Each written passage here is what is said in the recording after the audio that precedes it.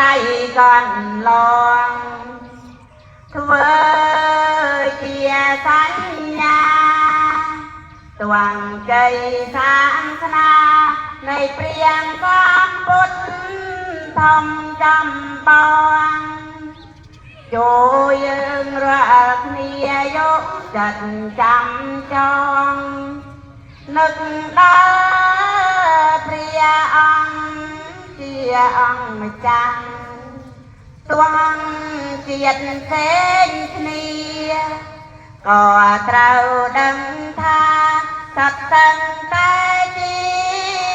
ពុទ្ធសាសនាត្រូវមានសាមគ្គីទាំងមេងទាំងចាំង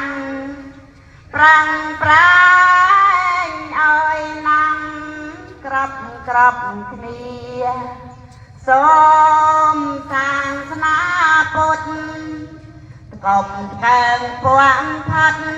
រងរឿងវិសុទ្ធថ្លៃថ្លាហើយមានជ័យជោគសាយពេញលោកាដោយជាប់ជ្រះថ្លារាប់សែនលានមានចិត្តស្នេហាគោរពបូជាចំពោះព្រះធម៌ដ៏កល្យានទាំងមនុស្សទេវតាស្នេហាគ្រប់ប្រានប្រាថ្នា